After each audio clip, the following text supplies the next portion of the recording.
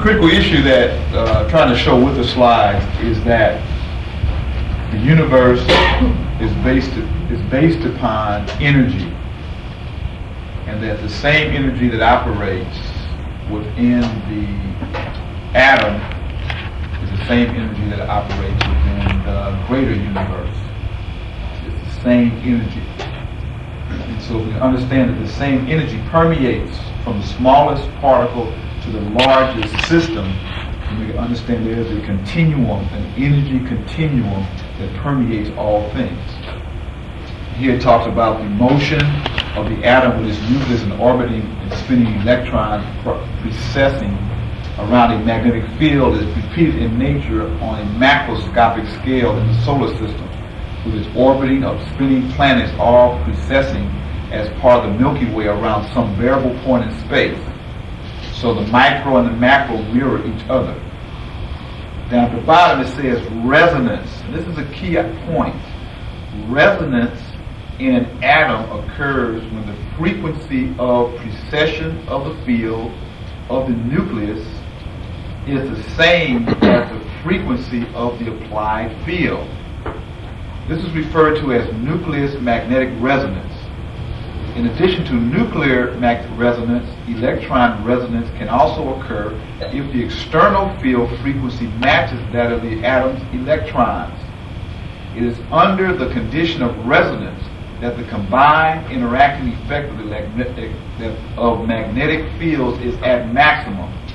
So basically what it's talking about in a more simplified format is resonance occurs when two electromagnetic fields frequencies are vibrating at the same frequency. So it's the same as a tuning fork. As when you hit a certain note, that tuning fork will vibrate at the same vibratory rate as that note.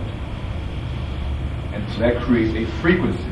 And a sympathetic frequency is when two frequencies are in sympathy or in sync with each other. And so in actuality, they're in communication and in sync with each other. This whole issue of sympathetic resonance is a very critical issue as we start talking about the concept of magic.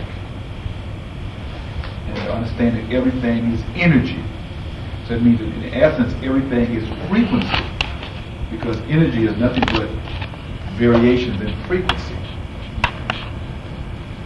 So then of course the symbolism is also showing the relationship in the four cardinal points, or the solstices and the equinoxes, with the sun in the center, and of course this is the plane of the equator, and this is the plane of the ecliptic. So the equator crosses in the ecliptic. So that point where the ecliptic, which is the orbit of the planet, crosses the plane of the equator, represents the point for the equinoxes. So this is the sun, so you have north and south. So spring, well this is summer, so this is the solstices are the farthest distances from the sun, where the equinoxes are the shorter distance, because you see the orbit is an ecliptic as opposed to a circle. Also, when it's spring and when it is fall, you have equal day and equal night, because the earth itself, when it's facing the summer, the northern hemisphere is facing toward the sun, which means the rays of the sun are closest to the north, so it's hottest. When it's when it's winter, the northern hemisphere is facing away from the sun, so that means that the atmosphere around the earth is thicker between the rays of the sun and the surface of the earth, so it's colder. Where when it's spring and fall, because of the position that the earth is relative to the sun, relative to the equator, it's equal day and equal night.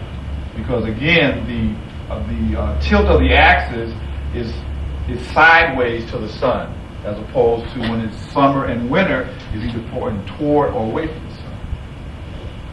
So in actuality, the sun the motion is like an oscillation, going back and forth relative to the orbit of the earth around the sun. At the same time, there's 4 critical points or periods within the orbit, which are the 4 related to the 4 directions, the 4 cardinal points: north, south, east, and west, which become 4. If you look at also in the Kemetic philosophy, you have the 4 sons of Horus, which are the 4 critical points. It also represents 4 critical physiological systems in the body. But 4 is a number also of manifestation and materiality. So we'll see this pattern. And the thing I was trying to really demonstrate is there are a consistent series of patterns that are operative in the universe. And so when we understand that nature geometrizes that the universes operate off of certain universal patterns, then one can move to look and discover those patterns. And then based upon that knowledge, if you only have a part of the known, you can then also understand what's happening in the unknown, because the patterns are consistent throughout, both the visible and the invisible. Which ways also where prophecy came from. The prophets or the sage or the wise men understood patterns, and if they understood what phase you were within a great cycle, they then could also project into the future what was going to happen, because what the next phase was in the cycle. Just like if you understand where spring is, you know that the next phase is going to be increase in lighter heat.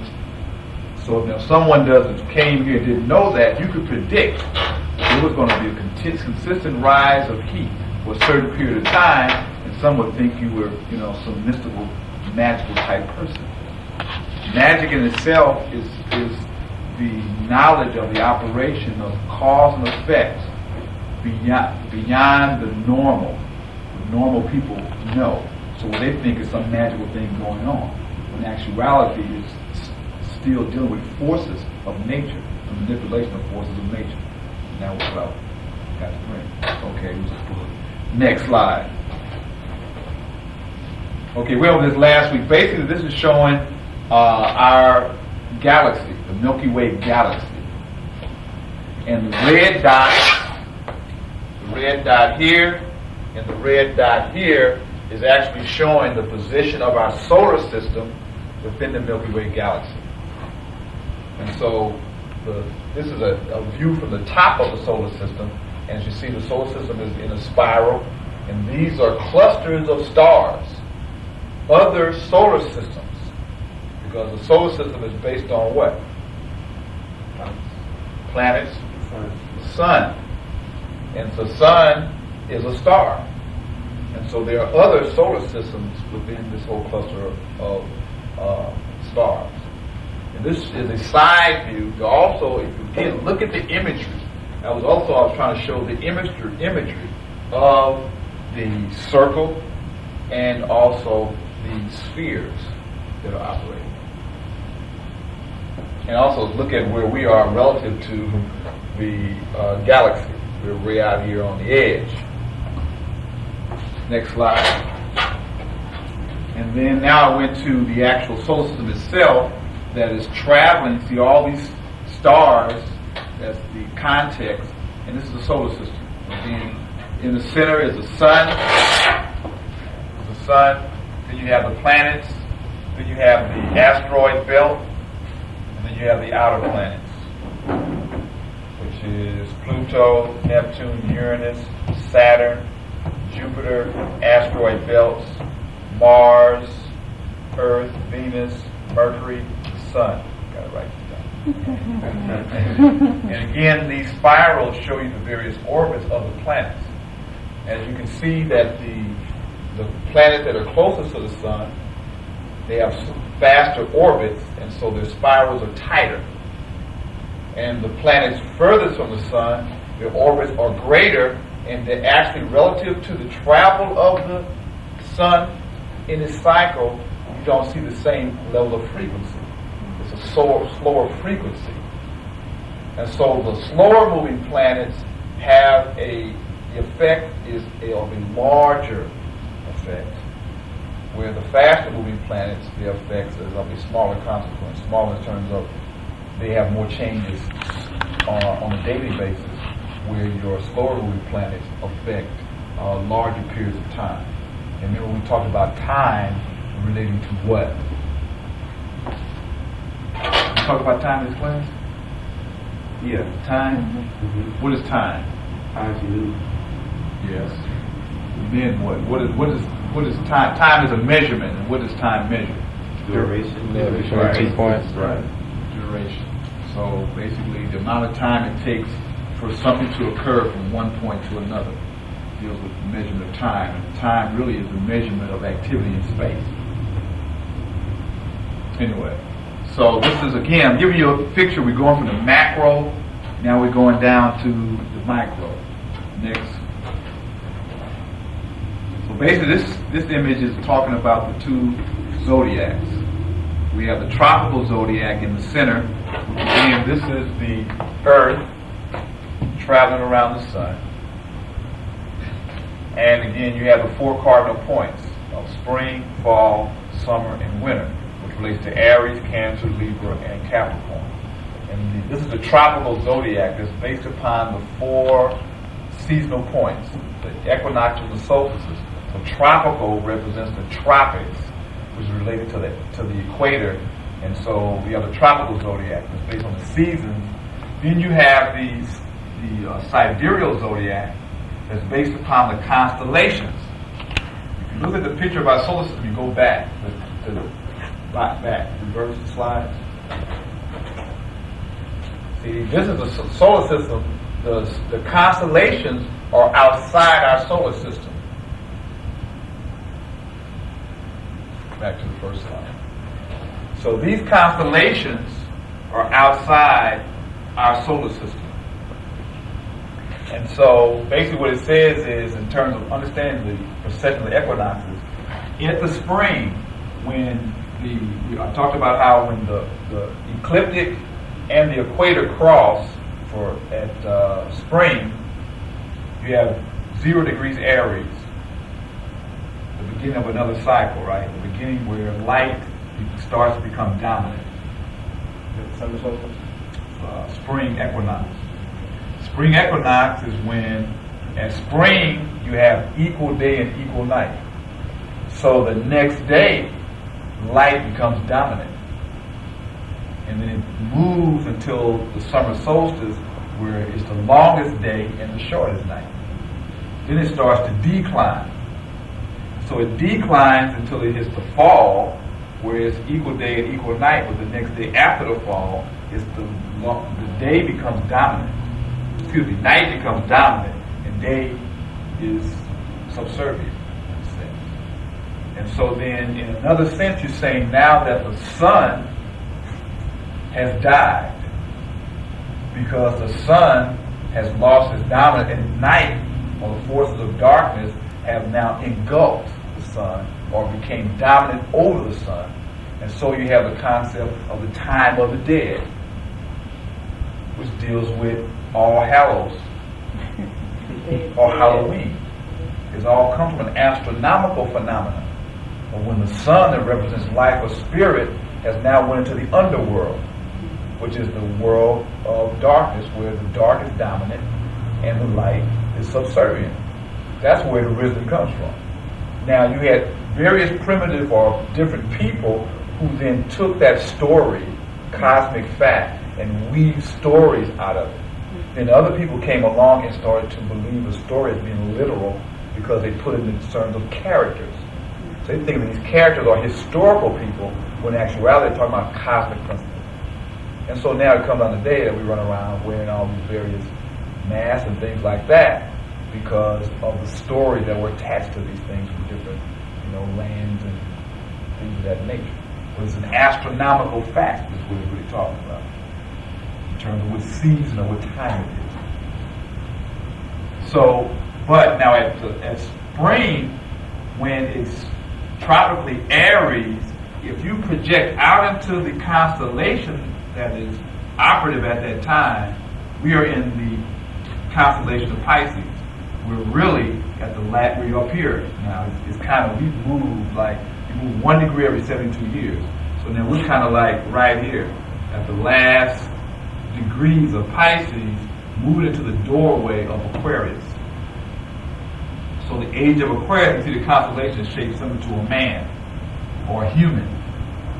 So the age of Aquarius, the symbol of the age of Aquarius is of humans or humanity, or the age of humanity or human, or the age of consciousness, because that which separates animals from humans is consciousness, the ability to reflectively think or to know that you think.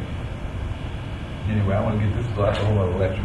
So we're talking about tropical and sidereal. So there's 2 zodiacs, a tropical zodiac and a sidereal zodiac. And if you deal with reading birth charts, you could have, if I made tropical Sagittarius, because this is moving in a reverse manner, I will be a Scorpio sidereally. You say, well, what difference does that make? Well, tropical, because we are definitely governed by the tropical energies of the sun. They say the tropical zodiac is based and influences more your personality, where the sidereal zodiac is more subtle and deals more with your spiritual nature. But understanding that we're on the physical earth here, and it's only through the fulfillment of your personality that you actually fulfill or meet your spiritual self. You cannot meet your spiritual self without fulfilling the energy of your personality. It's like the body that you were given, or the really is which you have to work with to actualize your spiritual self. So if someone says your rising sign is blah, blah, blah, blah, what sign are they talking about? Your rising sign, we're going to ask a lot of what that's related. Your rising sign represents the specific time you were born. Okay. See, your sun sign is the day you were born. So if I was born November 30th, the sun was in Sagittarius, 8 degrees. So everybody born on that day with their sun was being Sagittarius, 8 degrees. But now I was born at 12:28 in the morning. Because the earth is constantly moving, that means it changes signs every 2 hours. 12 signs, 24 hours. Every 2 hours it changes one sign. So depending upon what time you were born, that will place the sun, because there's 12, again, it's just astrological thing. Just like this, astrology goes, this is 6 a.m., 6 a.m., 8, 10, 12, noon, 2, 4, 6 in the evening, 2, 4, 6 6, 8, 10, 12 midnight, and 2, 4, 6 a.m. So say if I'm a Sagittarius and I was born at 12:28, then it's what? 6, 8, 10, 12.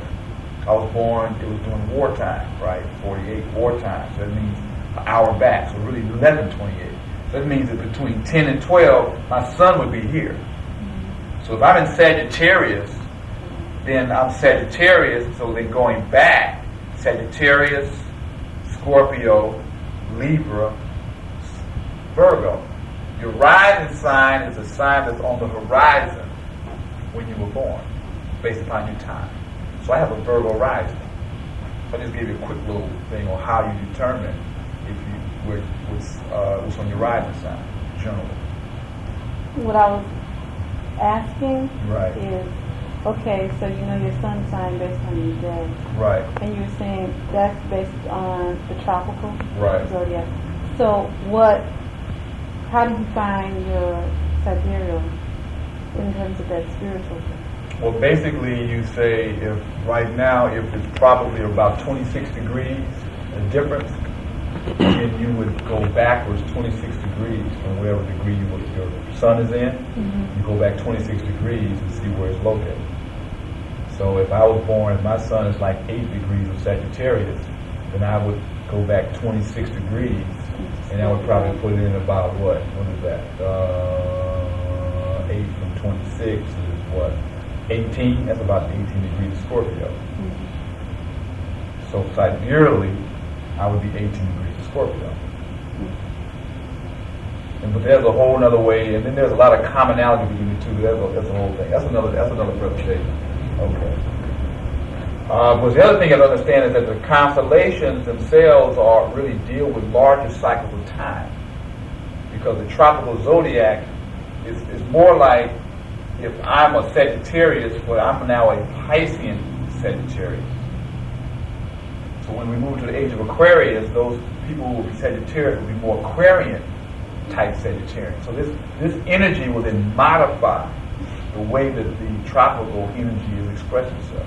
Because when we talked about resonance, and that a greater magnetic field will affect a lesser magnetic field. So this greater magnetic field is influencing the lesser magnetic field. Because the constellation, each of these stars are actually a star, just like our sun's a star. So where we're getting all this energy from one star, here is a cluster of stars. But the distance from them, lessens their direct influence. So that's just kind of what's next. Okay, this is the same photograph, just kind of close in, showing the angles of the Earth to the Sun. That gives us the difference in degrees. In actuality, at the winter, we're closer in terms of miles from the Sun in the winter than we are in the summer. So on, and why is that? Well, because of the relationship of the orbit is elliptical, it's not equal distance. But the reason why it is colder in the winter is because we're facing away from the sun, and the thickness of the atmosphere blocks out the ultraviolet rays of the sun. So it's colder, as opposed to when we're here in the summer, it's facing toward the sun, and the atmospheric shield is thinner. Yeah. How does that affect the ozone? You mean how does the thinning of the ozone affect us? Yeah, well, I mean, what is the ozone? The ozone is that protective layer around the Earth that helps filter out these ultraviolet rays, or harmful ultraviolet rays. Well, by the thinning of the ozone, higher levels of ultraviolet rays reach the surface of the Earth. And so then the negative effects of increased contact with ultraviolet rays then have effect on those entities that exist on that Earth. So that's why you have people with more skin cancers and other kinds of, you probably don't even know all the various, I want to say mutations that are going on, or negative effects that are going on. Because a lot of it, they're not going to even release it because they don't want you to understand the harmful effects of it, because then you raise up and start telling people, you got to stop doing the thing that's creating that. So we probably won't know till, always 20 years later stuff comes out. Right. So, yeah. So you're saying that flesh-eating stuff, that's eating their flesh and stuff, or because it's disease I meant to bring it in, where the skin, they suffer 1 out of 20 with the red, it's like it eats up the skin. Right. The other thing is to understand that European people were not designed to live in direct contact with the sun. And so then for them to go out and get in direct contact with the sun, it just intensifies abnormalities of their skin, because their skin doesn't have melanin to absorb that radiation. Next. This is a cross section of the DNA. Again, showing you the cosmic pattern. Same pattern of the solar system is the same pattern of a DNA molecule, which is the basic blueprint for the development of living organisms. So again, you see the same pattern. Next slide. This is actually showing the same cycle of the seasons, but broken down to the same format as a sine wave. And then here is actually showing you the sine wave and showing you the same pattern that energy and electron measurement, energy and electron flow, electron pattern is the same.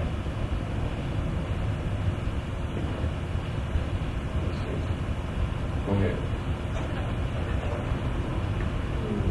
This is the actual electron, showing that the electron actually spins on its axis, and it actually creates a magnetic field. And it has a north and south polarity, the same as a planet. So it's the same structure. Next slide. Basically what this is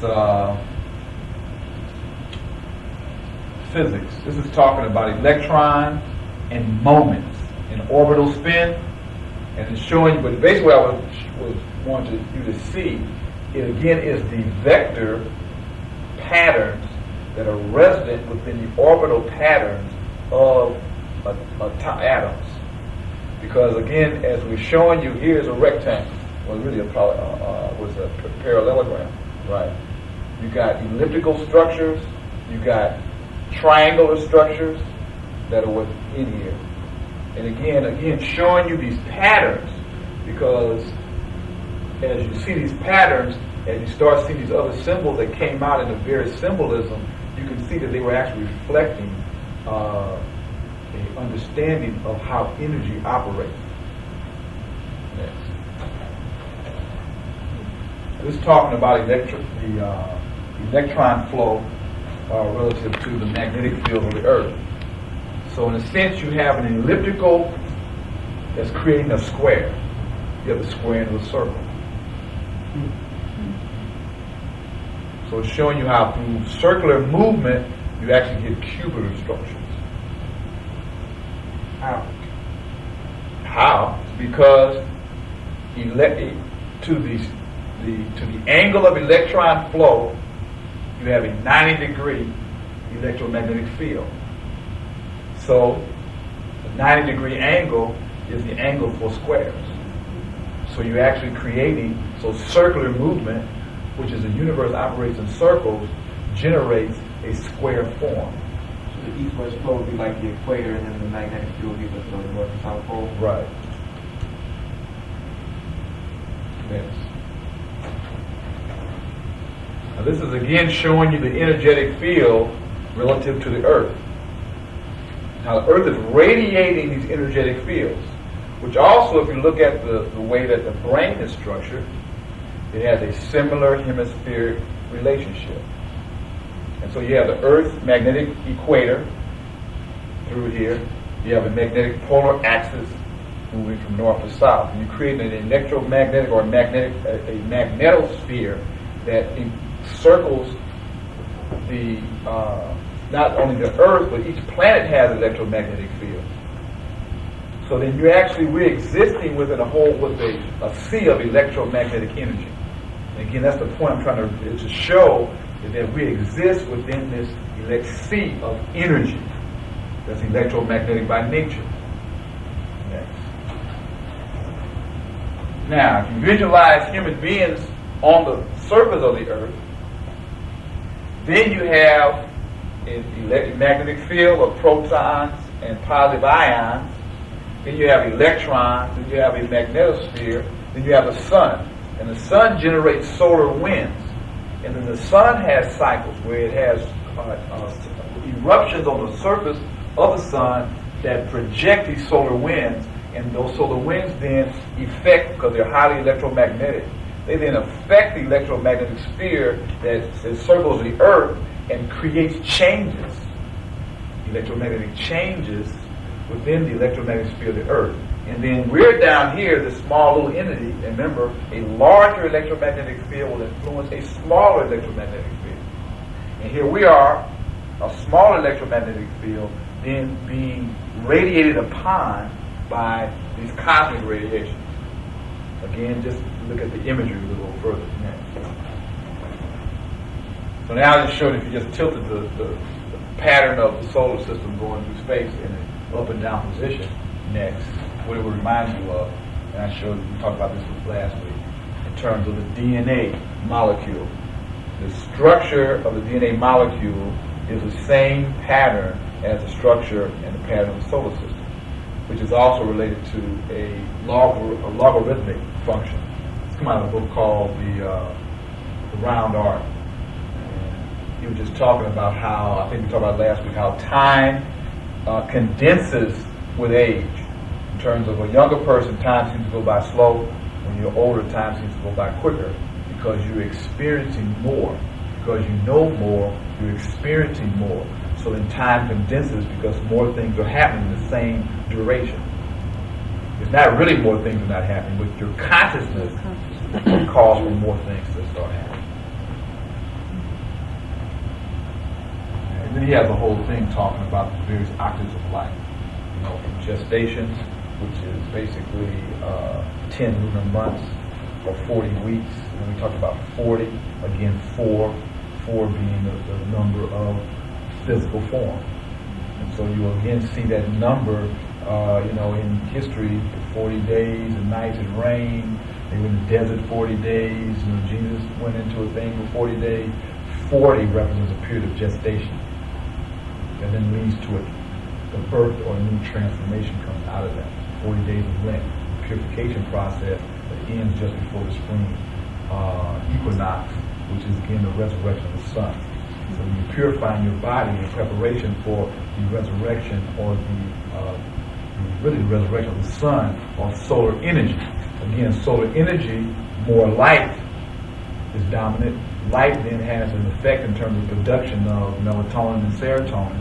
Melatonin then is a doorway to spiritual consciousness or the invisible world. So by one purifying themselves on the accentuation of this new energy, then you will have a tendency to deal with more positive revelations as opposed to negative. Because energy is energy. Your consciousness will determine how you reflect that energy. That's why they had these various disciplines to prepare people so that they would reflect the more positive energy as opposed to negative. So you fasted, you meditated and purified yourself for 40 days. So then there's a whole thing in terms of how you regenerate cells, how often it takes for your whole body to change over in terms of cells, and those are different cycles. Anyway, next. Each of these is a whole lecture presentation on its own. Okay, this shows the energetic fields of the human. So the human is a little universe. We have energetic fields and a magnetic field because we have a north and south pole. We have energy flowing up and down our spinal column throughout all our nerves. Every organ in the body has an electromagnetic field because it's based upon atomic structure is there. When we breathe, we're breathing in oxygen, which is atoms, which then is molecules. And so then these molecules are energy fields. And so it creates electromagnetic biochemical reactions, which is an electromagnetic reaction. So we are actually energetic beings. And so then within these energetic beings, there are force fields within this, our own electromagnetic field. Next. This then shows the chakras, which relate to different levels of consciousness. These are 7 chakras, which are related to, we talked about the 7 seals. Then in Revelation, we're talking about opening up the 7 seals. They were talking about opening up your own consciousness centers. Next. This is showing the spinal column and the chakras, which are really clustered around groupings of nerve plexuses. You have a bunching of nerves that come off the spinal column. They bunch together at certain points. So if you're talking about those nerves are actually pathways for electromagnetic energy, if all those pathways then come together, what would happen if we have a number of electrical cords all coming together, radiating energy? You would have a abundance or a concentration of energy. So those points represent concentrations of electromagnetic energy. And it's interesting because at each of these points you also have endocrine glands that are related to each of these points. So here you have the sacral area is the lowest, the second is the spleen, the third is the solar center, the fourth is the heart center, fifth is the throat, sixth is the brow, and seventh is the crown chakra, which and each of the chakra has, they say that the energy fields, when they look at the energy fields created by these various chakras, they actually had different frequency rates. And those frequency rates, they equated with various numbers. And then those numbers, when you total all the numbers up relative to each of those frequency rates, they said the number that came out was 144. So they talked about the 144,000, and again, 1,000 represents the top chakra, which is the 1,000-petal lotus. So when you multiply that by 144 by 1,000, the 144,000 was those that were going to be saved. But then if we talk about stolen legacy, saving, salvation, you're saving the soul. And so then the chakras are related to different types of energy, different types, and can be fed by different behaviors. So then we talked about physical, emotional, energetic, emotional, mental, higher mental, intuitional, and divine activities open up these different chakras. And so we're talking about opening up the 7 seals. They said one actually then lived a life and then was in sympathetic resonance with that particular chakra. which then would then activate that chakra, and then you then would move up and act. And so, next, So this another lecture. 7 seals, where have we heard that before? In the Bible. Yeah, but not like you just said. Of course not. The Bible is a mystery book. If you haven't been initiated, you don't read it right. But what about thousands upon thousands who also read that way? Read it what way? The other way? Uh-huh. Then they're misinformed. And that was the point. Just told the legacy said what? He said that they closed the mystery systems. The first one was Erastus and then Justinian closed the mystery schools because the Romans had then taken over Christianity and they had to close the mystery schools so that the true gnosis or knowledge would not be known by the masses, so they could then interpret the religion in such a way that they control the masses. So all this scare tactics, whatever is going on right now, which is even stronger than it's ever been, pretty much it's going totally against what you're saying, even though I know what you just explained to me, but I'm just saying it's going even stronger. Well, yes and no. I mean, I wouldn't like to live around the time of the Inquisition. Well, they're trying to get there. Well, yeah, They they're will trying to longer. get there. Well, it's like it's a society that's at the end of its time. We're talking about time. When you talk about the end of the world, Yeah. we're talking about the end of a certain period. And the destruction, that old world will die and a new world will be born, a new world order.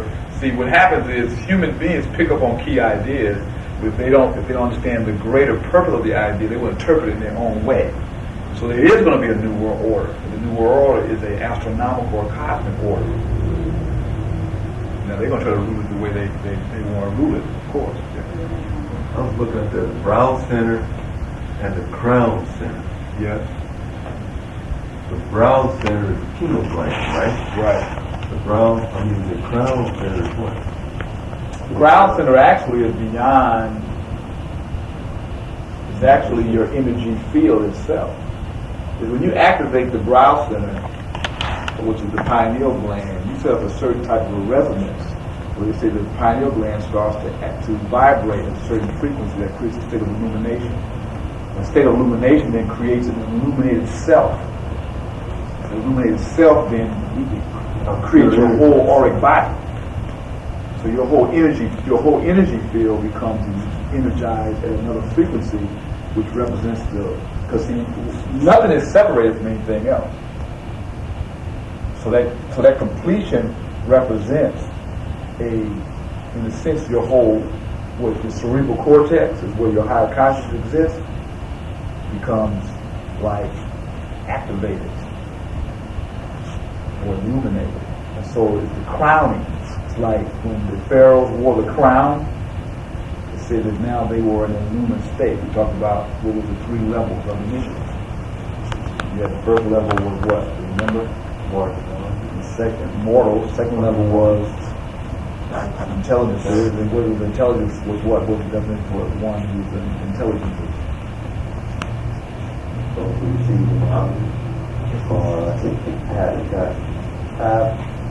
touch some aspect of the light. Right.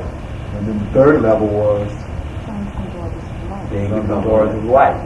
And then that what was the definition for that level. we become at one with the light. Right. So it's like you become illumined. You become pure energy. You become in sympathetic resonance with the pure energy. But you still maintain your human consciousness. So you know that you are in unity with the light.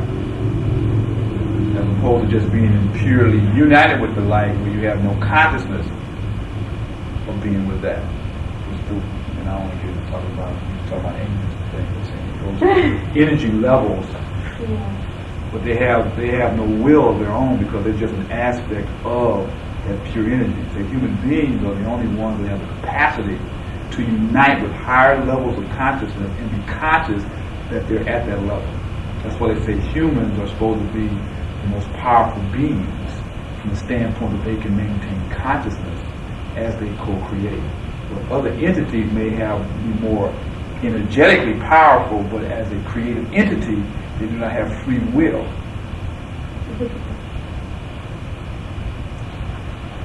And again, don't think of an angel as a thing flying around No, like I with a don't. body, right? No, It's the energy but I'm level, just- the level of consciousness.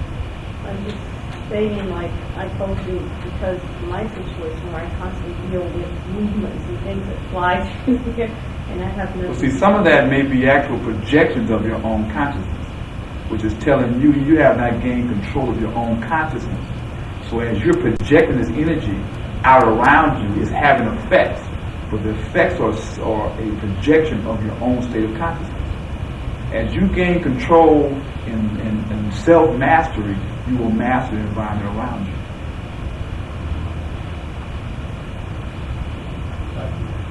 Why would I do that? I mean, why would I? Because you haven't gained control yet. If I'm in the back room and a hanger go flying across the front room, why would I project that myself? Why would you? Why? Because there's aspects of your own consciousness that you are not aware of. See, everybody took Ellen Wood reading course. Anybody? Nobody? Right. Basically, what they do is they try to force you to go beyond the limitations of your conscious mind, in the sense that we are having reading word by word. Why would I do that? I'm not to understand what the lesson I'm giving you. I'm saying the point. The point is that your mind is conscious. Your mind is conscious more than what your brain is aware of. Okay? So what I'm saying is that you may be conscious of just being here in this room at this time, but your mind is in connection with a field that's greater than just what is here in this room. So you're saying that if you're in another room and someone comes flying, you're only conscious, your conscious part of you is in that room. But there is another level of your psyche, I guess I would say, that's having effects. And once you gain control of that, then you will also control the sphere of its influence. It's the same thing as the energetic. We're talking about the energetic magnetic field. Your conscious mind is only a small part of the total energy field of your mind. Now you understand what I'm saying? So then if you are sensitive, so you have aspects of your own consciousness that are more energized than normal. Because normal people are more inhibited in terms of their latent, expanded capacity. So you have people that can be a lot of people go crazy because they're more sensitive to expanded receptivity or even projections. But because they can't control it, people can come into contact with the environments and start picking up information that can then come to their conscious mind. If they don't know what's going on, they're thinking somebody's talking to them. Well, something is talking to them, but not the way that your mind's thinking. Or they can go into a room with a lot of negative people, they'll get sick. Or they can go into a room with a lot of positive people, they can get elated. So then you can be walking around going through these, up and down, all kinds of things. Well, that's because you haven't gained control of your own energy field. Once you gain control of your own energy field, then through your thinking, you can control what goes on. How do you gain control from you? You have to, first of all, you have to go into self. And when certain things start happening around you, have to become more conscious of what happens around you. And then you have to study. You have to study. You have to, just like the things that's going on, see, knowledge is light. And so as you get more light, it then dispels those places of darkness or places that lack control. And so then our problem in this society is that we've been disconnected from those institutions or those systems that taught us about those things. In traditional society, like I said, people that are very sensitive. When she was a child, elders would have saw this capability and would have pulled her off and put her into a specific environment to train her to gain control of that capacity. And the same thing would be true. That's why we're saying the problem now is that we have to reinstitute that kind of information so that people can then really be trained in the truth as opposed to, all these other things they're doing. So anyway. Yes. I don't remember the Crumb Center. The two significant experiences in the human lifespan, which is significant, is the birth process, the fontanelle of the child, the baby. That Crumb Center is open until 7 years old. And most of the instruction of what a child receives comes from it. It bypasses the brain capacity and goes directly to a soul level. So there's an electromagnetic communication of a spiritual nature that instructs the child more greater than what the family or the immediate environment can instruct. And that's why the child learns so much faster during a short first 7 years than it probably will do in the rest of its life experience. Language, everything is fed through that process. And later at the life, that's where the soul leaves when the person dies. So it's a doorway, spiritual doorway. It's interesting because it's in the cranium or the cerebral cortex, and they were saying there are 12 major melanin centers in the brain. And so again, if you just understand that melanin is a substance that absorbs cosmic radiation. So remember the chart was showing how all these radiations coming down.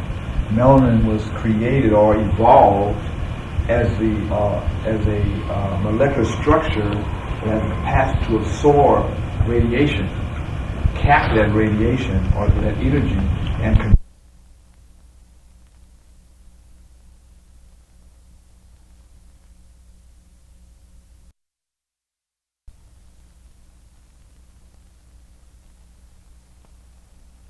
we can know where things are just by the presence of ourself within the field. If you understand what I'm saying, What I'm saying is, if first of all, we are a microcosm of the greater field. Right. And so if we're a microcosm of the greater field, we're a reflection of the greater field. So then by us then going into self, we then can understand what is going on in the greater field, because we're a reflection of it. Remember, qualities of entities, human and divine, are distributed throughout its parts. And contact with the parts releases the qualities. And the week before that, we was talking about the soul. And what he was saying, you need to really, there are key words in the discussion that I call the golden thread. Those key words. It's like following the golden thread out of the labyrinth of confusion, one will be led. He made some critical statements when he talked about those first 7 years in terms of how the child is being fed through this spiritual energy. And we're also saying that that doorway is coming down into, this is like a straight coming right down to the nervous plexus, which is also right here because there's a triangle. Because the eye, remember we had the picture of the eye, and the sunlight, and the pineal gland. That the melanin centers up here in the brain, and the heaviest concentration of melanin is down the spinal cord. The nerves are actually encased in melanic sheaths. Anyway, if you just think about, melanin has the capacity to absorb cosmic radiation.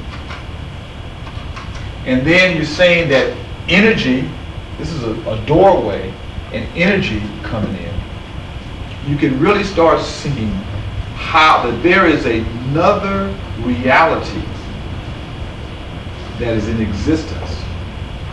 And then language, that's the other key we talk about, language. And I'm going to finish this up because I got some handouts that I'm going to give you. That is definitely a treat for you. Okay, let's go ahead. Oh, next. But listen, keep those key words. This kind of just took the nerves out and just let you see the various centers. There are more than 7 chakra energies, but there's 7 major chakras. There probably are, I forgot the number. There's a lot of lesser energy fields within the body or similar kind of chakras. But these are 7 that you can see. They're also connected with certain of the vertebrae. And you also know that how many vertebrae is in the spine? It's 33. So in masonry, they talk about 33 degrees. What they're talking about is the 33, climbing up to 33 of the spinal column. And what was the age of Jesus when he was crucified? 33. See, again, the number symbolism is really talking about the metaphysical reality. They're really codes that if you don't understand the meaning of it, then you misinterpret what they're talking about. You think he was 33 years old. We talk about how Jesus was actually a level of consciousness.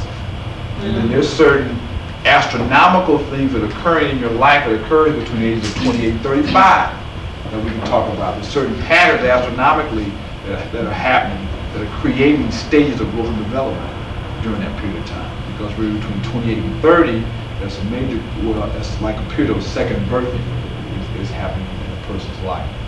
Anyway, go ahead. Next.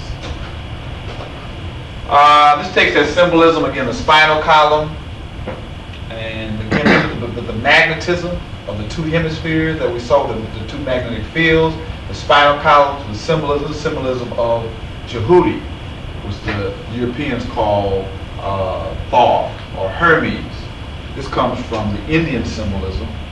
It's interesting, we're talking about the circle, and the basically we got to a conversation talking about the zero, and how the zero represented the unmanifested absolute reality. There's two unities. You have an absolute unity, which is the zero, which is everything but nothing, and then you have the one. Well, the one actually represents the dot inside the zero, and the one represents the potentiality that's inherent in the void. And the potentiality then created a dot, which created movement, which started creation, because creation starts with the one, out of the zero. And then in the beginning there was the void, everything was dark and void, and then there was light, that out of that light came the multiplicity of things. So again, the philosophy or the concepts are really talking about science. And so it says in the Bible, Moses prayed to God on behalf of his people who were dying from snake bite. Snake is a spinal column. You have a lower snake and an upper snake. The lower snake rules the lower nature, the physical, the emotional, and the mental body. Or the higher snake rules the higher body, which is the higher mental, the intuitional, and the divine self, higher self, lower self. So they were dying from snake bite because they were being ruled by the lower snake as opposed to the higher snake. And so when Moses came up, what did he do? He raised his snake up into the air. And so all again, those symbols are telling you the real meaning of what's really going on. You're to raise your snake up into the air, your air is in the head. And that's how you become able to part the Red Sea or go through the emotional plane to the other side. And the other side is from the mortal side to the immortal side, from the lower side to the higher side. The Red Sea was also symbolic of the heart, where purification takes place. Okay. Did y'all get that? The Red Sea is symbolic of the heart chamber, where the purification, you can't really get to the higher mind until the heart is virtuous. So the Red Sea is also symbolic of virtues in terms of the purification from the lower self to the highest. So he was told to make an image of a fiery serpent and set it on a pole, and everyone who is bitten, when he looks upon it, shall live. So Moses made a serpent of brass and lifted it up on a pole, and when everyone was bitten, they looked upon the serpent of brass and lived. So basically, again, they're talking about the serpent in you. And the pole is your spinal column. When you look and you lift it up, again, you raise it up to the crown next. And again, this is the symbolism of the healers or the medical profession. This is what they really are supposed to be dealing with. And when we talk about magic and medicine go hand in hand, but not the magic that they try to think in terms of tricks. Check the numbers there too. 21, 4, 9, 25, what is that, 34, which is 7. anyway, we're doing some other stuff. Let's go. Next. Again, it's just another symbolism, the OB and the OD. This come out of a book called the, I think the, oh boy. This is, what is the name of that book? Like Kenneth Grant. Something of the shadow. Cult of the Shadow. Right. He's talking about the so-called dark dynasties or the inner ways where we were dealing with the energy force of the body. But the Obia in Ifa and Yoruba, the Obia woman, the snake woman, they were talking about the left-hand path, which was the feminine path that dealt with the intuitive mind. You know, the mind, the sensitive part. They dealt with, and they talked about how snakes have a power to mesmerize or magnetize their prey. And so and then the snake energy itself represents that same pattern in terms of the circular pattern of the universe. So all those symbolisms were reflected, or really talking about certain actual principles and qualities. AWR. AWR is is light. It's an ancient wording for light. And so what it actually is talking about is through the unity of the right and the left, the male and the female, summation is light or illumination. And so you have the illumined globe and the two wings that represents the mind. And with wings you mean spiritual consciousness. Because wings always represent those things that flew up in the heavens or the air. So those wings, because angels have wings, they have to do with heavenly. So your mind now is operating from the heavenly sphere as opposed to the earthly sphere. Next. Slide, man. Well, in the hall. Now. The sun disk, an ancient Egypt symbol for the generation of light's fire. The sun is the balance of the positive and negative forces, the two cobras, giving rise to eternal light, the spreading wings. It's very similar to, it may have been the origin of the ancient Greek staff, may have been, it was, the Caduceus. Okay, next. Now I'm getting into some other stuff. This is talking about the development of the various civilization centers. You have the Nilotic, which is the African, the Mesopotamian, the Indian, the Chinese, the Mesoamerican, and the Andean as the major points of the development of civilization. They're just talking about how they're also on a chromatic scale, they're also on an energetic scale. And basically just talking about how civilization itself has 7 major centers. And then we could, again, that's another lecture talking about that. Well, we're waiting. It's not that time, I got something we got to get to. This came out of a book called, I see it on my shelf at home. The same guy that did the Mandalas is the one that did this piece. Remind me, and I'll have to remember anyway. Yeah. His name is. Anyway, I got it. Next. Again, he's showing those same centers. Of course, the pulsation really comes out of the Nilotic pulse, which is again where the pyramid, and it cuts the physical energy of the earth right into quarters. Again, the 4 major quarters. You have the Nigerian pulse, which was the end of the hieratic period or wave. This was the initiation of the hieratic wave coming out of the Nile Valley impulse. The Mesopotamian pulse, Indian pulse, Chinese pulse, Mesoamerican, Indian pulse. It's not Rudio, is it? No, this is. I see the book, but I can't remember the name. I'll try to remember to bring it in next week. Next. This is that same book. He was talking about time periods. But again, the thing that I caught was how these various pulses followed that same pattern. He was back in places in time, and you just talk about the number factors, the aboriginal world, the ancient world, then the medieval world, then the modern world. He's talking about the different rings, the 4 rings, again the 4. So we're kind of at a completion in terms of the 4 major rings, being again the aboriginal, the ancient, the medieval, and the modern. But as you see also the condensation. And now we're moving to the 5th. And again, number 5 relates to the 5 human beings.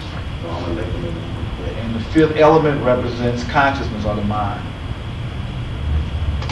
Next.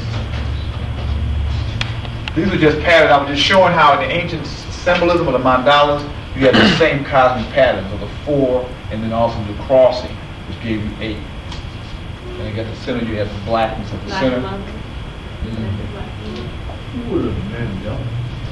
Mandala is a symbol, a cosmic symbolism, usually based upon circles and squares, that they utilize as ways to kind of order your consciousness, because it really duplicated the patterns of the cosmos. So that as you meditated on these cosmic symbolisms, remember sympathetic resonance. So that as you meditated on these patterns that were of a cosmic nature, energy follows thought. So that you began to consciously resonate in the same vibratory frequency, which then elevated your consciousness and opened up doorways of understanding. Next. Again, this is another mandala. Next. We can go through this quickly. Another showing Shiva. I also saw, again, you see inherent in the symbolism, you see the squaring of the circle. Next. This was a I Ching, again, based upon the 4 directions, and then the 8 trigrams that then went into the 64 hexagrams. And they also had the same thing in terms of, then it also was based upon, here we got 6 a.m., 12, 6 p.m., again, the astrological energy, the 4 directions, 4 seasons, again, showing you how the ancient philosophical systems are all based upon the same fundamental principles. Next. Again, another symbolism dealing with the I Ching. Next. This is from the Mayans. But you can see the same cosmic patterns that are located in here. You got the 4, and then the other 4 which creates the 8, energy of the center. Next. This is the Native American. Again, the 4 directions, crossing the center. This dealt with the temple and man, showing how the ancient symbolism of the temple was really based upon that the true temple is the human temple, is the real temple, and that the human temple is a reflection of the universe, because they built the temples as a reflection of the cosmos, and that same temple matched the proportions of the human temple. Again, the point is that know that you are a little universe, and through mastery of self, you can master the outer universe. Next. This is just a pattern within the floor plan within one of the temples, showing that they actually had put the pattern of a human head in the floor plan, and that there were certain locations, certain portions or functions within the building equated with the cerebral cortex, the crown. So even in the way they operated within the structure, they were giving you indication of what the purpose was really all about. The purpose is the crown, the higher chakra, which is their cerebral cortex. That's interesting because I read through some of the book, man's represented by 4 cubits. Like you said, with the crown, that's the 5th cubit that represents the 5 and the hypotenuse of the square triangle. Mm-hmm. Now, just think that back when we were talking about we're at the 5th, going into the 5th phase, which is the phase of the crown. And the crown comes through the initiatory process, which to me, the age of Aquarius, the ancient symbolism for the age of Aquarius was the pouring of the waters out of the vase. The vase represents the heart, which was the wisdom lie, which then represents the soul. And then it goes back to the system of salvation. So really, we're going into that age of humanity, and true humanity is dealing with the consciousness of our soul, which then means that the mystery system is the way to true liberation. Next. And that's it. Light.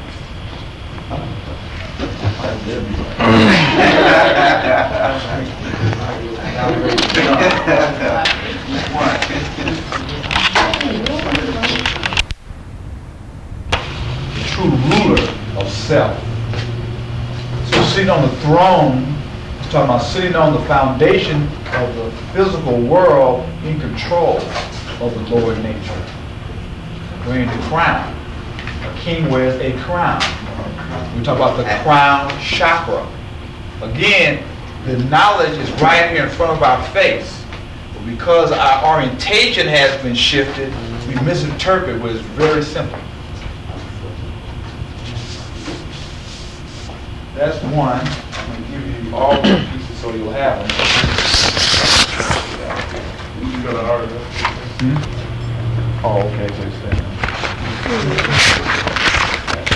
This piece comes out of a book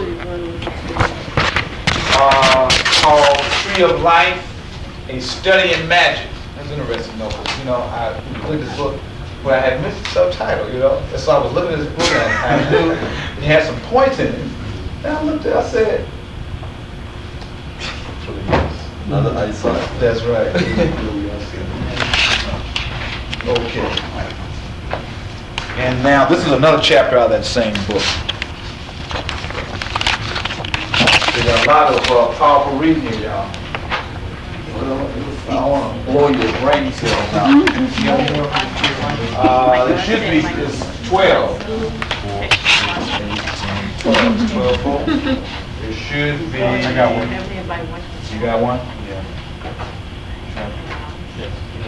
Everybody got everything? I'll through here a little bit. Again, it's all within the context of magic. In terms of, Stone Lake says the key to the interpretation of ancient religion and philosophy is magic. And magic is defined as the qualities and characteristics of entities, human and divine, are distributed throughout their parts. In contact with the parts releases the quality. So if you understand that you are a part of the universe, of the creative intelligence, just by contacting that part within yourself, you then have access to those qualities. That goes right back to the thing we talked about in terms of when we passed out the 7 principles of philosophy. We talked about psychology. Psychology was the evolution or the growth of souls through bodies. It was the soul that knows. Okay, so now, magic, sorcery, and medicine.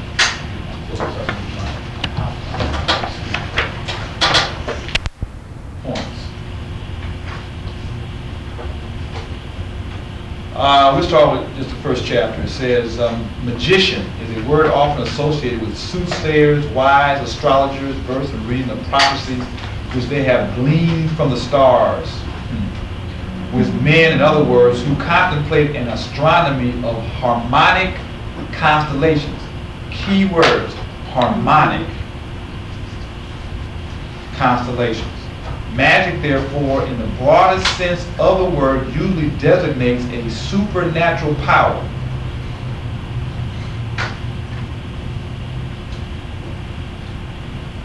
Then down further he says, at the second paragraph, it says, Freud says, magic introduces man to a technique which makes him master of spirits and souls, which allows him to dominate nature, both animate and inanimate.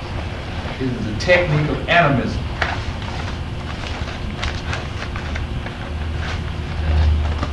If we jump over to the page 153, third paragraph.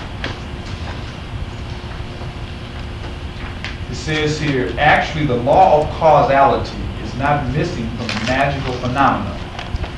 Key word here. There exists a bond between cause and effect. And that bond is called the neter.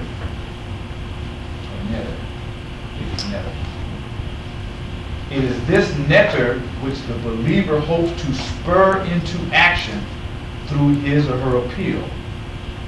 Further, what this netter represents as energetic and harmonic activities, the two key words, the netter represents energetic and harmonic activity, is consciously evoked by the sage. This is a critical piece here.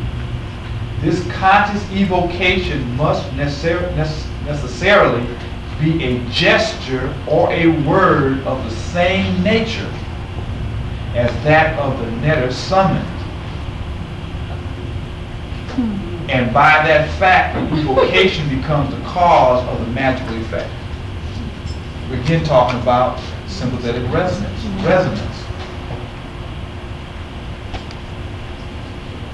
Only the Creator can make something out of nothing.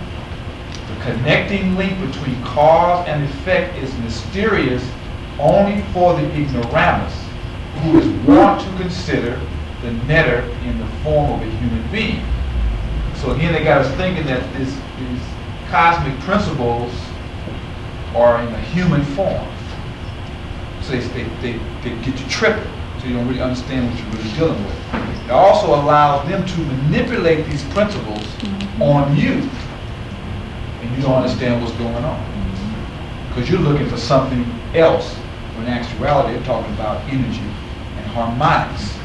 So we're talking about colors on screens, combinations between images, because a certain image represents a certain gesture that represents a certain principle. So they don't have to talk about the principle. All they have to do is show the image of the gesture, and your consciousness is going to pick up on the greater meaning of it, and it will have effect on your mind. And they do it usually from a lower level, just showing some toothpaste and then a man and woman kissing. So your mind is connecting the act with the image, and they show it in a certain relationship to the act in a certain sequence in a certain number of times, because they know that the mind functions off these various patterns. But your conscious mind, because it's being conditioned, will say, oh, it's not really anything. But your unconscious mind, which operates from the universal, is going to be affected by it, regardless of what your conscious mind says. Unless you constantly understand what's going on and you can repolarize the effect by going inside your own conscious mind and reversing the process. But you have to do it consciously.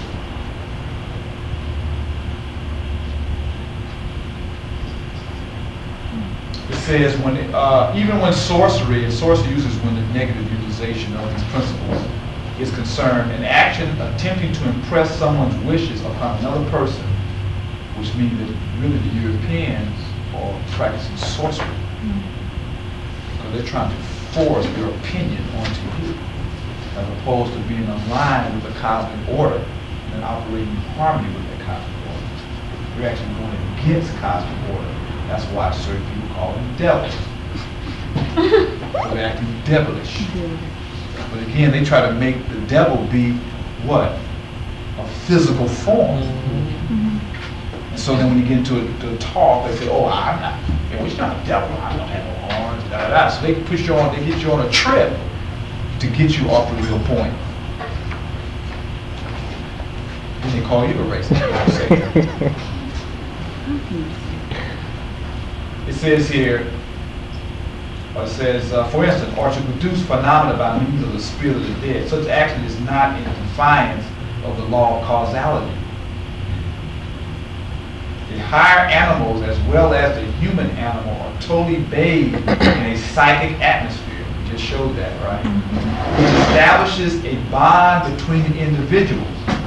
A bond as explicit as the air which is breathed by all living things. In this psychic ambience, every human can be compared to a radiating energetic source of offering a kind of vibration of its own, which is received by the other beings. Beings can be more or less aware of this, depending upon the degree of their mental neutrality.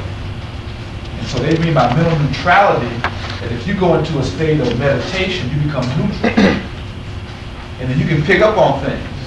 But if your mind is constantly being bombarded with, you know, the latest fashions or the latest sounds or cars and stuff, you don't become neutral. And so then what they do is they polarize your thinking with these ideas that create interference from you picking up higher or other kinds of vibrations. That's why the universal practice of all spiritual disciplines is meditation. Because meditation puts you into a neutral state. Once you go into a neutral state, you can be in harmony with the universe and will pick it up. Now, how you reflect it will depend upon your content, which you know. You pick up these energies and you train a certain way, you interpret it a certain way. So again, that's why you have to also have some training to understand what you're picking up.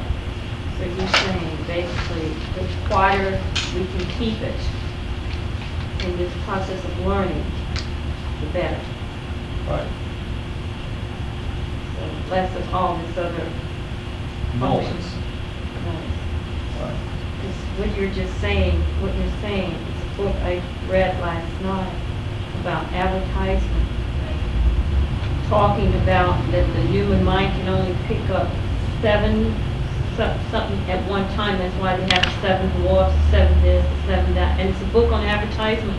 When I was sitting there reading, I couldn't be in here now. I was like holding how they use the mind. Just Sure. what you just said. Sorcery. Right. I picked the book up last year. Well, Kind it's of. no advertisement.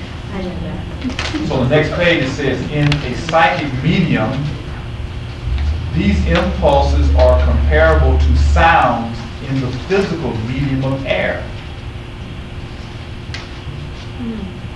The psychic substance forms a body for the human as clearly defined as the physical body. This body subsists for a certain time after the death of the physical body's corporal form. So psychic energy leaving the body, the physical body. It says when Freud speaks of animism as a technique through which man becomes master of spirits and souls and therefore capable of magical action, this excellent definition implies a science about which Freud says nothing. He is not aware of the netters, and in default of netters seems not to have understood the meaning of the Greek daemon or the divas of India. Being the science which seeks to heal the physical and psychic ills of humanity by natural means instead of by the disastrous means of chemotherapy, true medicine actually is true magic. It consists first in placing the sick person under the favorable conditions of an energetic milieu, and then in combating his illness through natural products to be applied or absorbed. Such a product could be a plant picked at the moment of its optimum vital activity, or it could be an animal product, judiciously chosen. The recipes in the Eber's medical papyrus recommend the use of goat excrement are laughable only to the superficial mind. Upon reflection, it will be realized that the goat, like all animals, nourishes itself in a manner peculiar to its species. What does it retain for its vital purposes? And what part of the nourishment does it reject? Only omnivorous man takes his nourishment from any edible plant, wood, leaf, or fruit, or from animal flesh. Hence, his waste lacks any specific character. A study on this topic could lead to some unexpected conclusions. In India, healing powers are attributed to fresh cow dung when applied to a wound, which is akin to our use of chemical antibiotics. In the Coptic monasteries of Egypt, remains of consecrated bread are carefully collected and left to mold, to heal the brethren when they are sick, as they say.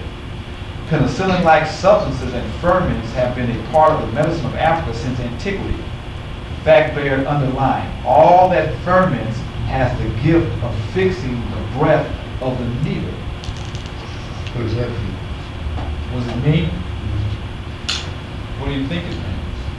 All that ferments has the gift of fixing the breath of the leader. I don't understand. What's the netter? Or needle? What's the netter?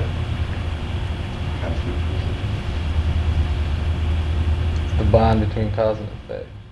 Right. He's saying that. Basically, what he's saying is that a thing is a product of its environment and the time upon which the activity happens. Because that you have a cosmic or celestial reality and you have a terrestrial reality. The unity between the cosmic reality and the terrestrial reality creates a product or an offspring, which is a product or that represents the quality of those two things. And that product, well, is a function of the netter, the netter. And so then here it's saying all that ferments has the gift of fixing the breath of the netter. So he was choosing an example of certain substances being based upon the type of substances as it goes through a process of putrefaction or decay. In the process of decay, it has a certain point within the decaying process where it creates a substance which has the effect to neutralize another condition. Now he's going to explain here, I think he goes here, why they use certain, he's going to explain here, we're going to that. This is profound. It must be remembered that sacred science in the sense defined above is founded on the true magical gesture. According to all authentic texts, knowledge of this gesture depends upon a revelation which no reasoning can substitute, but which reason nevertheless cannot call folly. The intuitive mind. All pharaonic texts bear witness to such a revelation of superhuman origin, be it for the ritual of founding a temple, or for a medical treatise. What's that? Treatise? The divine origin of science is always recalled. When we talk about religion, it's going back to the origins of things, being bound back to the origin, the original monad, which is going back to the source of self, or the origin of creation. The Ebers Medical Papyrus, for instance, mentions a very ancient treatise of the heart, which dates back to the first dynasty and begins thus. I don't want to read it. Well, I'll be back. Beginning of the book of healing to expel the pains which are in all the limbs of a man, such as it was found among the writings of ancient times, under the feet of Anubis, in Kim, Letopolis. It was then brought to His Majesty, the King of Upper and Lower Egypt, Semti, Udimu, true of voice. Now, what he says is Anubis, the jackal, is the digester par excellence, who keeps his prey until it decomposes before using it as nourishment. This decomposition is a fermentation. It is therefore Anubis, the jackal, which has been chosen in the Sympathetic to preside over all that concerns death and resurrection through mummifications, including the extraction of the viscera, their respectful preservation in the 4 cornific jars, and the swaddling of the mummy. Of course, we can get in all these individual things, but the point here we're getting to is that, there. This throws some light on the illusion that the trustee of the heart was discovered beneath the feet of Anubis, or Anubis.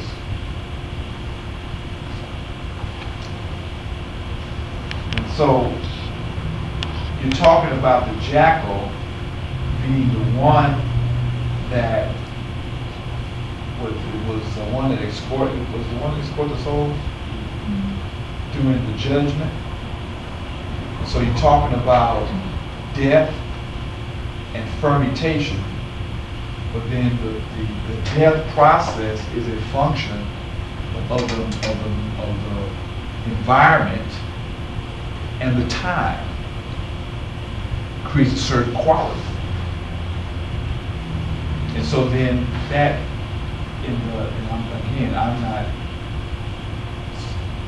I am not totally versed on the total depth of all this.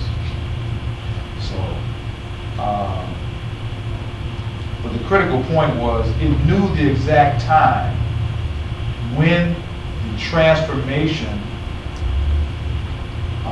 was, I want to say ripe, was still, well, ripe is the word I really want to say, you know, because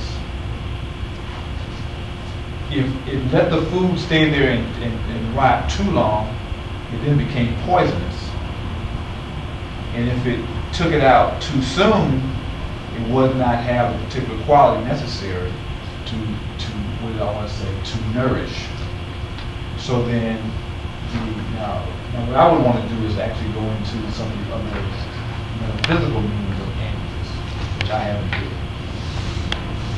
But anyway, the issue is here in terms of that we look at death many times as being a negative, when in actuality death is a process, and that if you understand the critical parts within the decay or I want to say really death is a transformation, that then critical points within the transformation process actually present regeneration, because they took the aspect of death at a certain point and used it for the replenishing of life.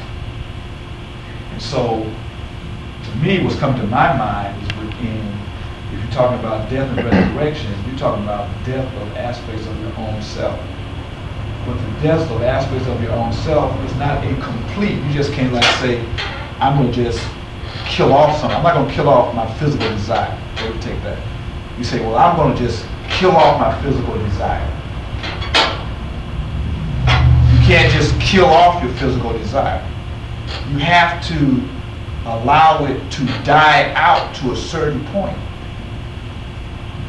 And then take it from that, when you take it, allow it to die out to a certain point, then at a certain phase or point within that process, you have to then take it in so it can go to a higher level. So it's always, it reminded me of it when we were talking about Native Americans, and how actually African Americans are really a blend between African, Native American, and European. Really, if we go back to our family trees, we're going to pick up those 3 lines, really. And we don't like a part of it, but it's still true.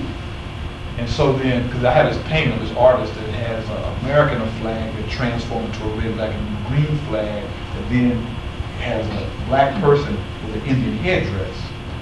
So I was attracted to this thing, and so because it had this American flag at the bottom, like, what you got that for, I say, oh, here we got the reactionary thing, because in actuality, that is true. Even though we don't like it or not, it's true. And why I got that, that's taking me off someplace else. The point was, we were talking about this Native American ancestry. And so they started talking about, the people started talking about how they had Indian great-grandmothers, that when their parents were younger, and one of the babies got sick, the grandparent would take the baby, the sick baby, and nurse the sick baby. And one of the things they would do is take the food and they would eat the food up and then give it to the baby. Mm-hmm. But basically, they was taking the antibodies in their own saliva and feeding it to the baby. And so, but the thing was, is like we look at certain things as being, ooh, that's nasty. And so I guess what image came to my mind is how fermentation also starts to break the food down. And that at a certain point creates certain types of, I guess, biological entities or whatever there. And then if you know the right moment of it, you consume those biological entities, it actually represents a substance that can aid you or help you become stronger or, whatever, colder or whatever, depends upon what it is. But the principle, as I was saying in terms of regeneration, I think we had talked about you should not inhibit aspects of yourself, you should regenerate them. Somebody said, what do you mean by regeneration? Well, here is, to me, came the answer to the regeneration, is that you restrict its control to where it starts to die out. But it can't totally die out because it's a part of you. So when it gets weak enough to where it loses its strength, you then reabsorb it into your system and use it as a part for your own growth and development. Now this is the way I'm looking at fermentation. Because for you to get into a state of meditation, you're going to have to restrict your physical desire, because you ain't going to want to sit there. You're going to want to, you're going to want to move, or you might want to go to sleep or whatever. You're going to want to restrict your emotion, but your feelings might say like, oh, this is stupid, or you get some idea coming to you or whatever. And then you're thinking, you got to control your thinking. But you don't want to totally kill it, because if you totally kill it, you will lose your connection to the conscious world. And so basically, what I'm seeing is this idea of allowing it to entropy or to degenerate in its control to a level to where then you can then reabsorb it and use it to go to a higher level. So that's my stab at this. And if this is the stomach? I'm not sure. That's something we need to get, because in the book, Open Another Way. That's right. If you have a book called Open Another Way, in the back of that book, it outlines the four sons of Horus, and it also outlines the anatomical correlations of the different netters. That's by no, that's by his wife, Lucy Lanning. No. Lucy, not That's Easter. Not the breaking on the food starts in the mouth, but it actually is stored here while the digestion takes place, and then distributes that for absorption in the four corners. It usually goes through the liver, goes through four corners. The four quadrants of the lower digestive system. Okay. Going through the tracts of the alimentary canal or the small and large intestines. Right. But definitely has to go through the kidneys, the liver, the spleen, and gallbladder, which discriminates as to what becomes waste and what stays as usual. Now that's deep, because the stomach is also ruled by Virgo. And the critical issue of Virgo is also the issue dealing with the Virgin. And it also deals with discrimination. And how we talk about dealing with the virtue, the discrimination was the first critical quality toward purification. And then we're talking about Virgo deals with purification, the pure matter or the virgin out of which the higher conduct or the Heru is born. So then we're talking about annulus and the whole issue of discrimination and understanding when something is in its essence, and when, you know, so we're going to jump around a little bit here.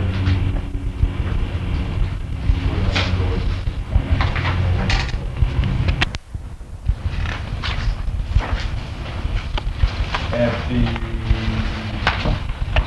second to last paragraph on the left-hand side, 156, it says NTR. It says, this incarnation will illustrate all that has previously been said concerning the netter, which is not to be understood as a god, but as a definite natural influence. The masculine or feminine netter is specifically indicated as being an active or passive, energetic, what is that?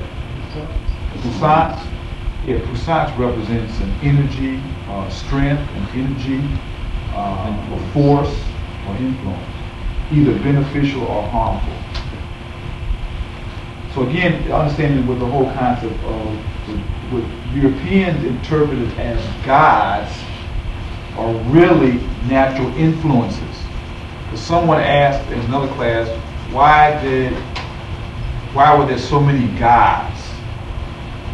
We're saying there wasn't so many gods, there were actually just various influences or aspects of one. But because they then clothed those in certain myths, then they give the personality so that human beings could conceptualize what they were talking about, because everybody wasn't trained in abstract thinking. There were a couple other points here.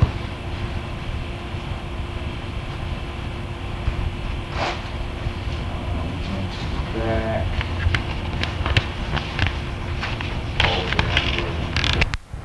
Living being is in contact with all the rhythms and harmonies of all the energies of this universe. This means of this contact is, of course, the self-same energy contained by this particular living being. Nothing separates this energetic state within an individual living being from the energy in which he is immersed. If not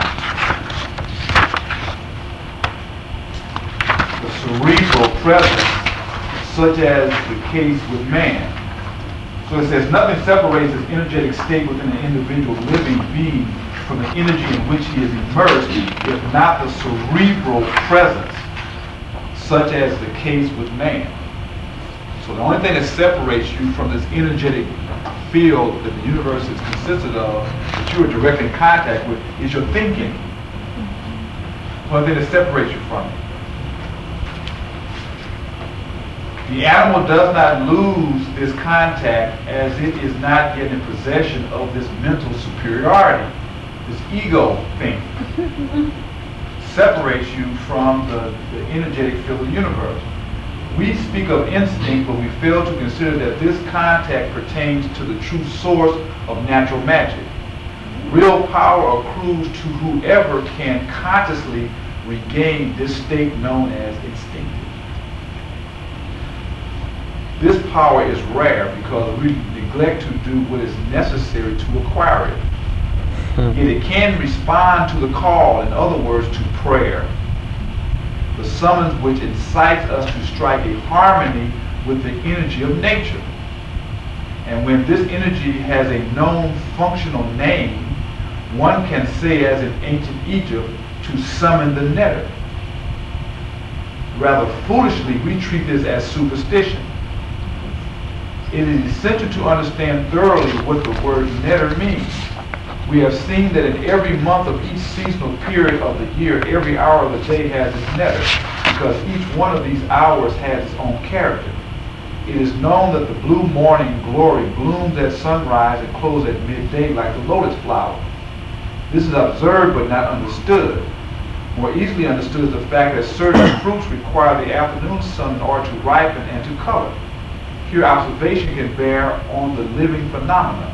A young pepper plant, for example, leans toward the burning sun of the morning, which differs from the cooking sun of the afternoon.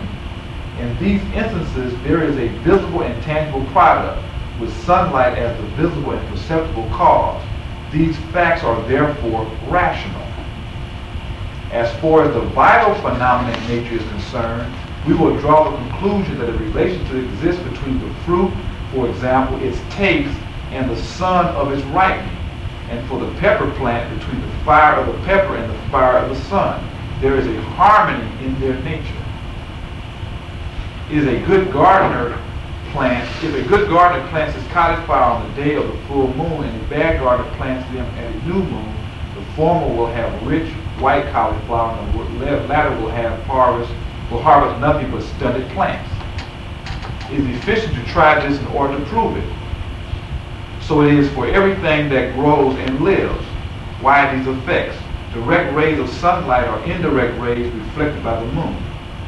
Certainly, but for quite another, less material reason as well, cosmic harmony.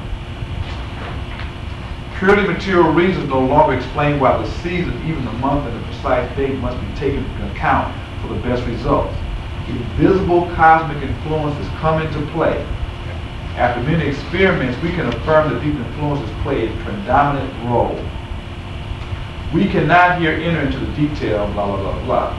It is enough to realize that every essential moment can actually be designated by a name of a netter. In history of all the sacred science, the name has always played a predominant role. And knowledge of this name, says the Egyptian Book of the Dead, is indispensable for crossing the gates of the Duat, the world of the transposed sky, the netherworld. To know the name of the netter means to know its particular activity, because the netter is a functional principle and not a god.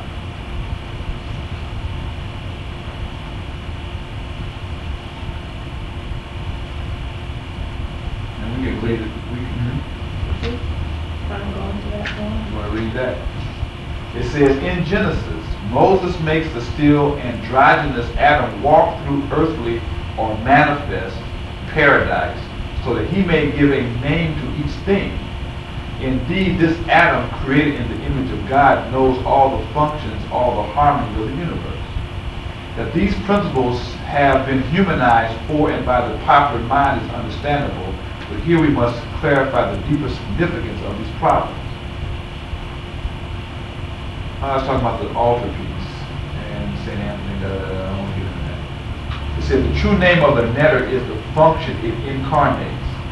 Subconsciously, moreover, this is how a person's instinct grasps it, and this leads them to imagine the netter of a mountain, a valley, a river, or any other object or phenomenon which strikes their emotional nature. The netter is necessarily linked to the milieu in which it acts. Coincidence, contradiction, or interference can occur in its evocation with reference to this milieu. Prayer and okay. I can't stay here. Keep moving. Again, I gave this so you can take it home and read it.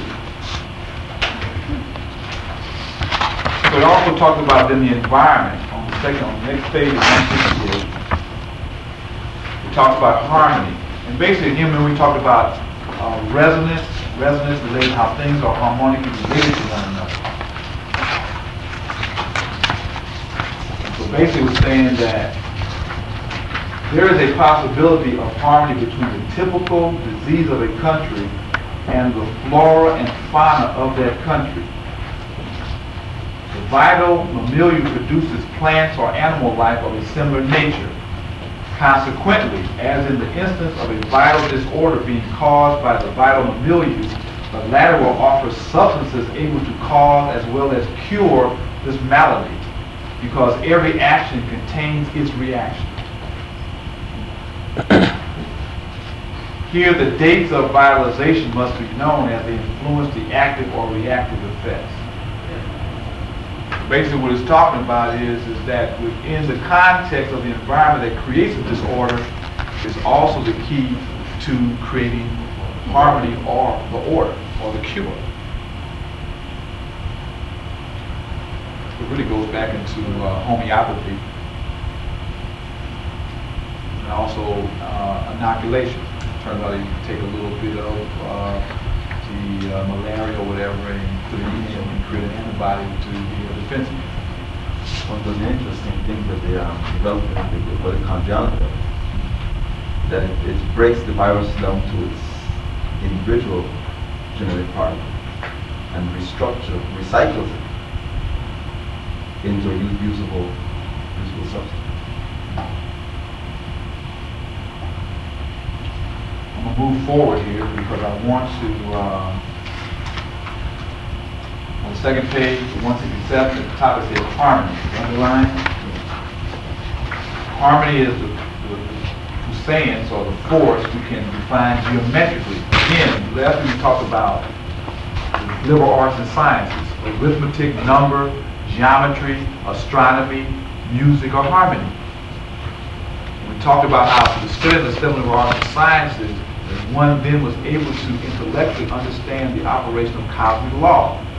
But only through the condition of the virtue would one develop the wisdom to use that knowledge correctly.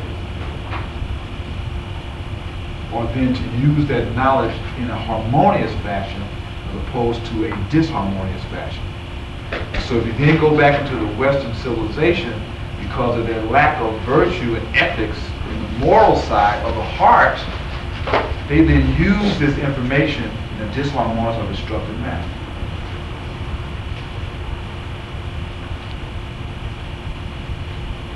So it says, yet we cannot understand the reason for its logical existence. I say geometrically in the mathematical acceptation, through our senses are capable of selecting what is harmonious or disharmonious. This is key. Through our senses, we are capable of selecting what is harmonious or disharmonious. Which means we have an instinctual capacity to understand what is the right or incorrect way of doing something. But if our conscious mind then shuts down our natural instincts and starts to override our natural feeling nature, the Again, the feeling related to the feminine side, the mother, the feminine, the heart, which you feel. See, all those symbolism are pointing you into the way of salvation. But then if we let the rational mind, the intellect, override what we really feel is being correct, then we get out of sync. We get into dissonance and create some negative effects. That's why they want to drug us up. These are GTP. Because they keep you in a state of dissonance.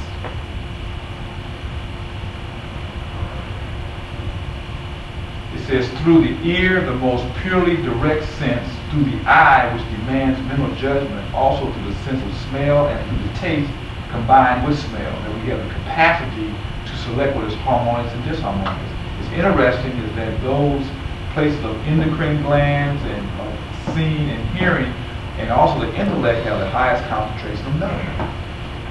And melanin has the capacity to absorb energy and convert that energy into musical formats.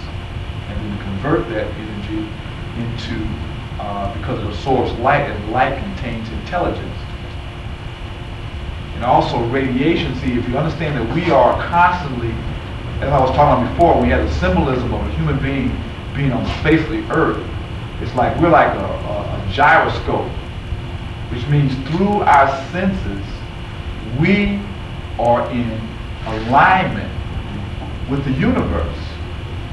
And as the universe shifts, that shifting is registered within our own instinctual nature.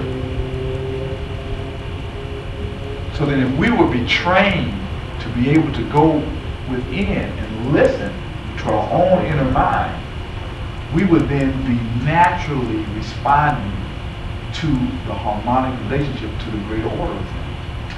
And we would know. Would that mean we'd be vibrating? We are vibrating. Well, what I mean on a greater level, a higher level. Well, yeah, if your material has been refined to where it can vibrate, you know. Again, remember, like on a drum, the tighter the drum is, the higher the level of frequency.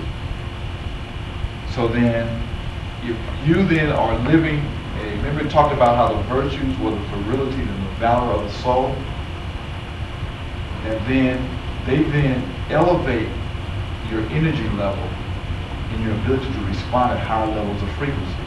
That's why diet and exercise and mental attitude carry frequency.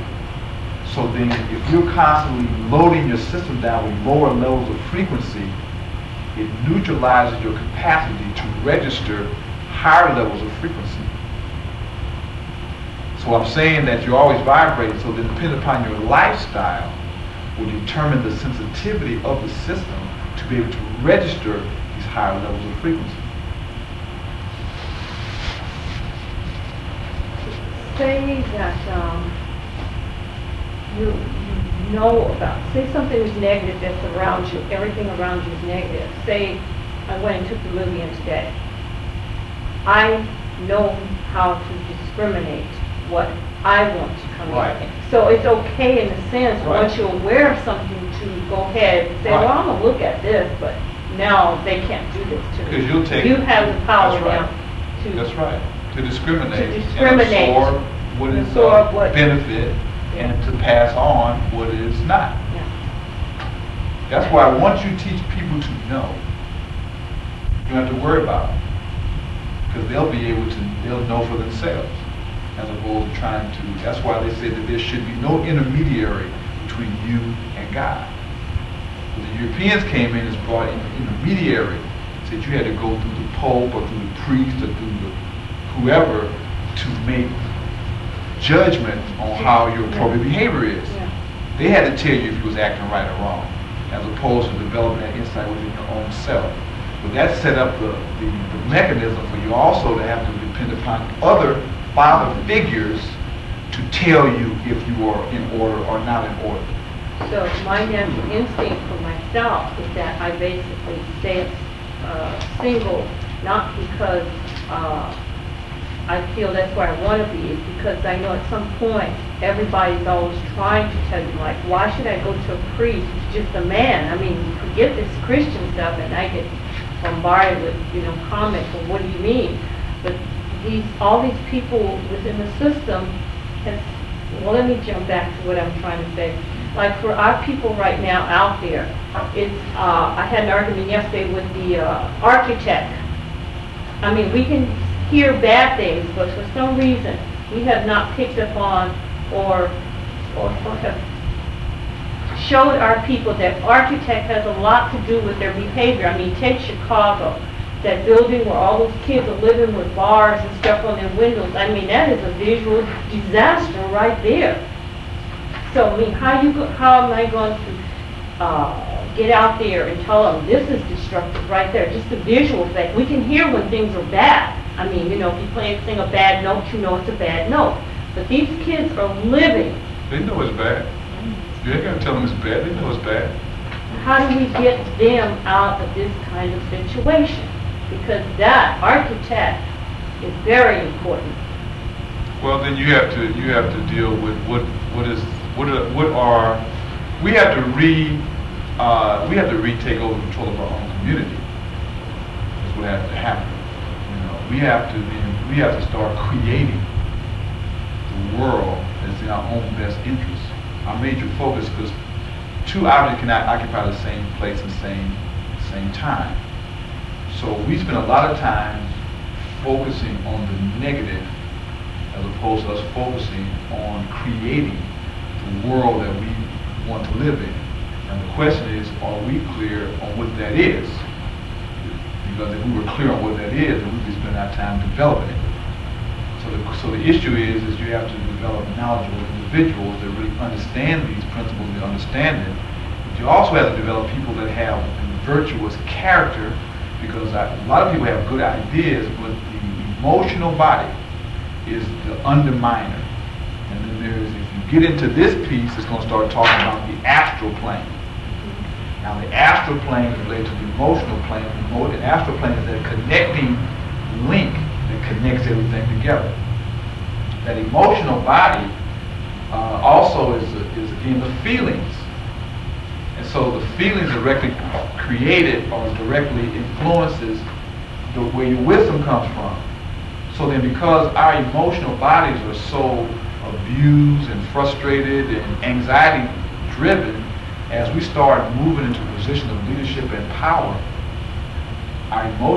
those weaknesses within the emotional body become empowered, and that becomes our undermining. And so the question is how to develop character in people. To develop character in people, you have to develop mothering. When I say mothering, it's not just women.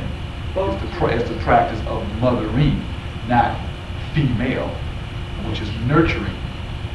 So then saying that human beings are not being provided proper nurturement. So if you talk about these kids and these projects, then how are you then? You have to develop the capacity to nurture them with positive experiences. Because experience itself. So then you have to look at and then what is it? You have to have a force equal to or greater than on the physical world.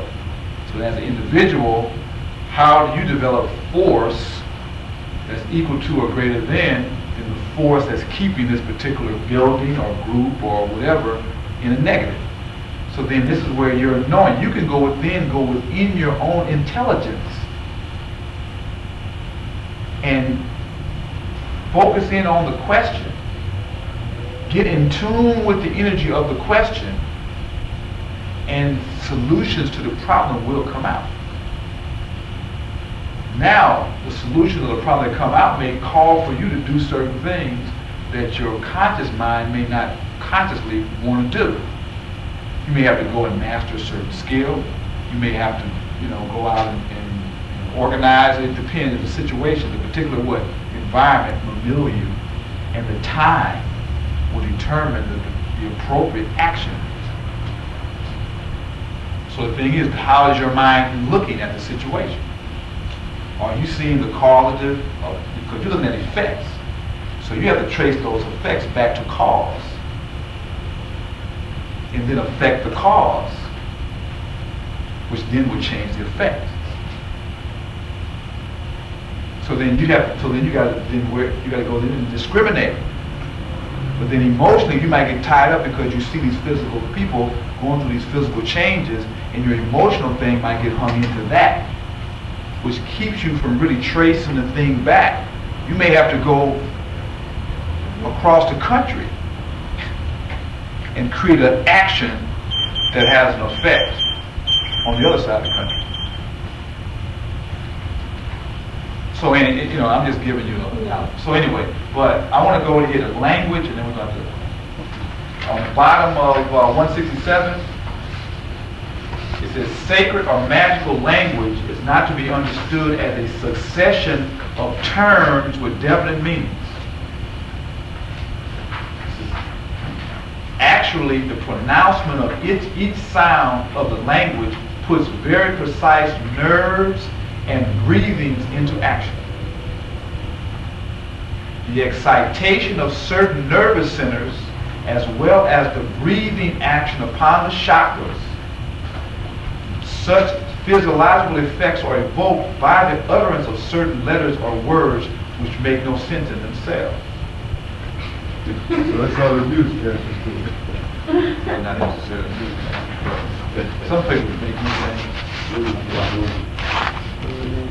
So through the repetition of certain sounds and words and through certain wordplay, you create certain changes. That's why it says hieroglyphic writings allow us to confirm this, although their transcription into our language is impossible since the pronunciation of this language is unknown.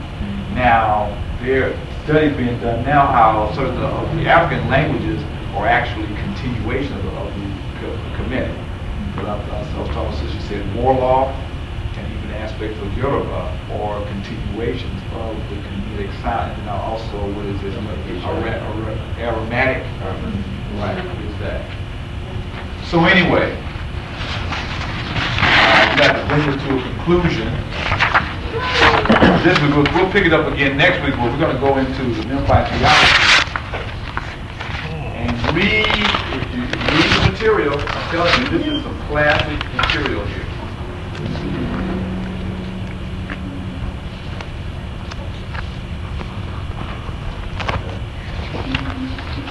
And so we're dealing with the issue of magic.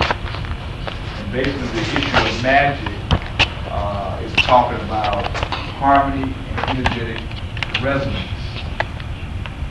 And so you work magic by your manipulation of those various energetic frequencies, be it sound, color, movement, taste, smell.